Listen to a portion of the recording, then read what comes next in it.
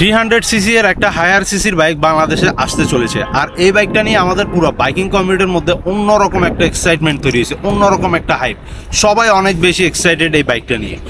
একটা চাইনিজ ব্র্যান্ডের বাইক হওয়া সত্ত্বেও এই বাইক নিয়ে মানুষের মধ্যে এত হাইপ তৈরি হওয়ার পিছনে কারণটা আসলে আমার মাথায় আসে না। আমাদের দেশে সুজুকি আছে, ইয়ামাহা আছে, এদের মতো ব্র্যান্ড থাকতে এই চাইনিজ ব্র্যান্ডের বাইক নিয়ে মানুষের মধ্যে এত হাইপ তৈরি হওয়ার পিছনে আসলে কারণটা কি?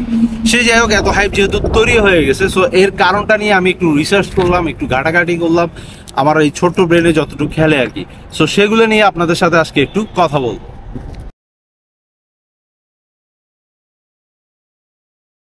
হ্যালো ভাই বাদার, আসসালামু আলাইকুম। This is me Jahi, welcome back to Jais Alternation. কথা বলবো আজকে বাংলাদেশের আপকামিং দুইটা হায়ার সিসির bike, CF Moto 300 SR and NK 250, এই দুইটা বাইক নিয়ে। তার আগে বলে নিই, ভিডিওটি যদি ইউটিউব থেকে দেখে থাকেন তাহলে অবশ্যই চ্যানেলটি সাবস্ক্রাইব করে পাশে থাকা বেল আইকনটিতে ক্লিক করে দিবেন। আর যদি ফেসবুক থেকে দেখে থাকেন তাহলে লাইক, কমেন্ট, শেয়ার করে সাথে থাকবেন। চলুন ভিডিওটি শুরু করা যাক, লেটস গো।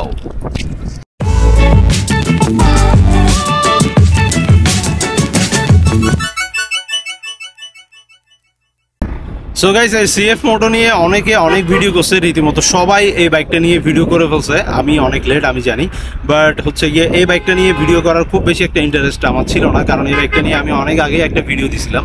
এই ব্র্যান্ডটার অনেকগুলো বাইক বাংলাদেশে আসবে, সো ফাইনালি সেগুলো চলে আসতেছে।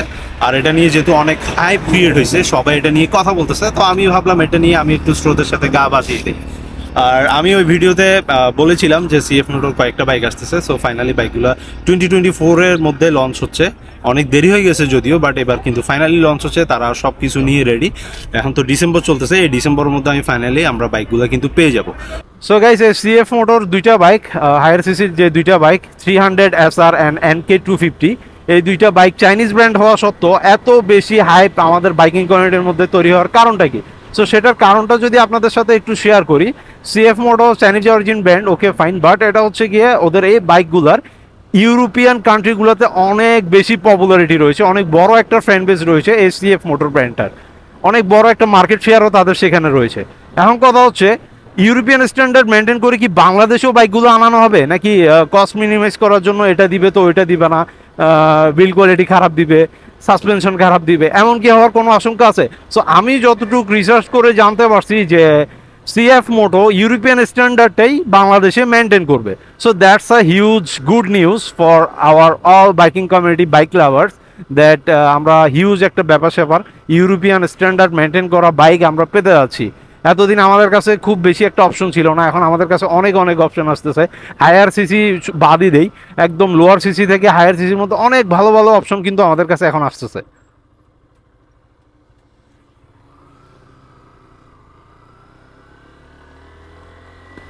সো এবার CF Moto নিয়ে আরও একটা ব্যাপার যদি শেয়ার করি, আপনারা জানেন MotoGP স্পোর্টস, ওয়ার্ল্ডের সবচেয়ে মোটো স্পোর্টসের মধ্যে সবচেয়ে বড় ইভেন্ট যেটা MotoGP, সেখানে কিন্তু এই CF Moto 2021 সাল থেকে পার্টিসিপেট করে আসতেছে। আর রিসেন্টলি এই 2024 সালে তারা মেবি দুইটা রিওয়ার্ডও ওইখান থেকে, রিওয়ার্ড কি বলে, অ্যাওয়ার্ড তারা পাইছে। সো এটাও একটা ভালো দিক। আসলে এই যে রেসিং ট্র্যাকগুলোতে যে বাইকগুলো নিয়ে আসলে প্রতিযোগিতা হয়, রেস হয়, সেগুলো থেকে ভালো ভালো ব্যাপারগুলো কিন্তু আমাদের রোড বাইকে ইউজ করা হয়। ওইটা থাকে এক ধরনের একটা টেস্টিং। হ্যাঁ, এরপরে হচ্ছে গিয়ে ওই বাইকের যে সাসপেনশন বলেন, পাওয়ার, ব্রেকিং, এই সব কিছু কিন্তু পুরোপুরি কিন্তু দেওয়া হয় না, বাট ওইখান থেকেই জিনিসগুলো আমাদের এই রোড বাইকে দেওয়া হয়। সো বুঝতে পারতেছেন, CF Moto আমাদেরকে অনেক ভালো কিছু দিতে যাচ্ছে, আর অনেক ভালো কিছুর অপেক্ষায় আমরা আছি। সো এতক্ষণ CF Motoর ফান্ডামেন্টাল ব্যাপার স্যাপারগুলো নিয়ে আলোচনা করলাম। এবার যদি বাইকটা আসলে কেমন, বাইকটার ভেতরগত জিনিসপত্র নিয়ে একটু কথা বলি আপনাদের সাথে। বাইকটার ফার্স্টের লুক নিয়ে যদি বলি, খুবই অ্যাগ্রেসিভ, বাল্কি অ্যান্ড শার্প না, জাপানিজ ব্র্যান্ডের বাইকগুলো অনেকটা পয়েন্টই হয়, আর এটা হচ্ছে গিয়ে কার্বি। হ্যাঁ, বাল্কি আর কার্বি একটা শেপ দেওয়া হয়েছে, যেটা একটা ইউরোপিয়ান স্ট্যান্ডার্ডের বাইক। সো আমরা নতুন কিছুর সাথে পরিচিত হতে যাচ্ছি।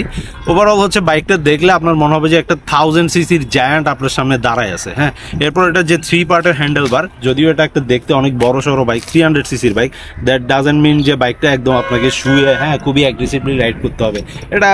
এটা আপনার যে হ্যান্ডেল বার সেটা খুবই আপরাইট দিছে, সুন্দরভাবে স্ট্যান্ডার্ডভাবে আমরা যেরকম সিভিআর রাইড করি না, সিটি রাইডের জন্য, বাইরে রাইডের জন্য, মানে খুব বেশি আপনাকে কি নীল হইতে হবে না, সুন্দরভাবে স্ট্যান্ডার্ডভাবে বসে বাইকটা আপনি রাইড করতে পারবেন। আর ওয়েটটাও মোটামুটি ভালো, খুব বেশি একটা প্রেশার পড়বে না আর কি।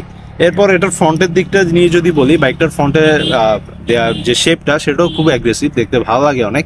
এলইডি ডিআরএল ইউজ করা হয়েছে, এলইডি টার্নলাইট, এলইডি টার্নলাইট সব কিছু মিলে একটা এলইডি লাইট সেট আপনারা বাইকটা থেকে পেয়ে যাবেন।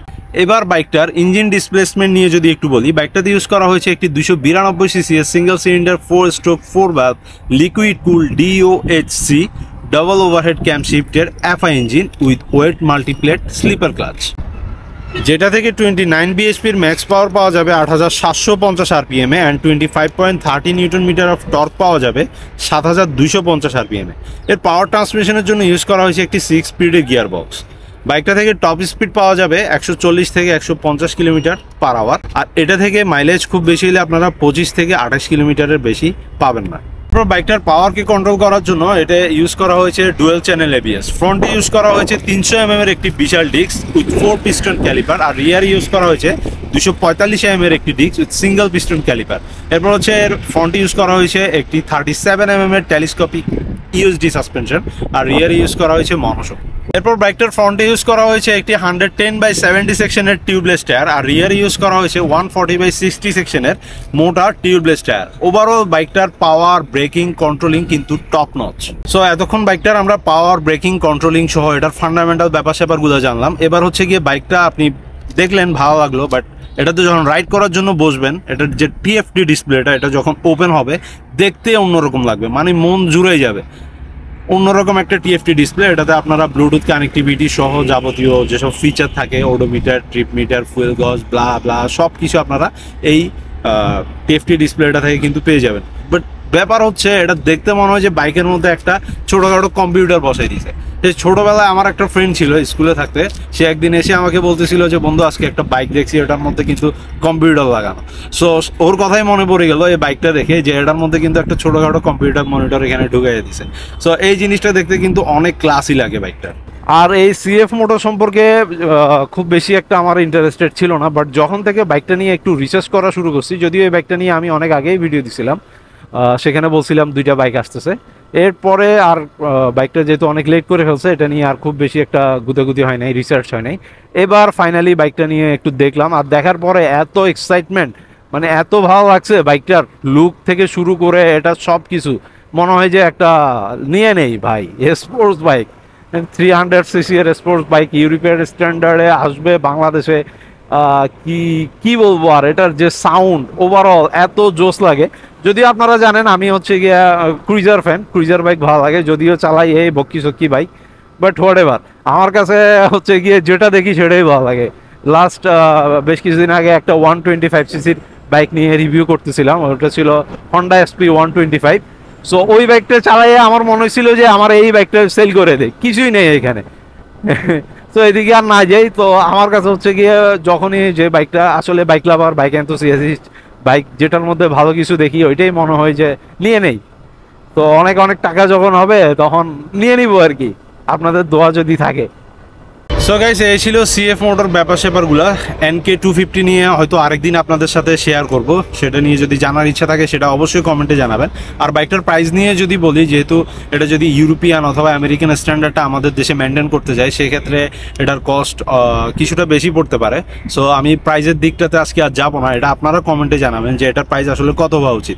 কারণ এক্সপেক্টেড একটা প্রাইস দিয়ে দিলে সবার মুখে মুখে প্রাইসটা হয়ে যায়, তখন দেখা যায় যে কোম্পানি বাইকটার অনেক হাইপ তুলে ফেলে, প্রাইস অনেক বেশি দিয়ে দেয়। সো এগুলো নিয়ে কথা না বলি, আপনারা জানাবেন যে আপনারা বাইকের প্রাইসটা কি লেভেলে এক্সপেক্ট করতেছেন, সেটা অবশ্যই কমেন্ট করে জানাবেন। সো গাইস, আজকের ভিডিওটা আমরা এখানেই শেষ করতে যাচ্ছি। যে যেখান থেকে দেখছেন ভালো থাকবেন, সুস্থ থাকবেন। আসসালামু আলাইকুম।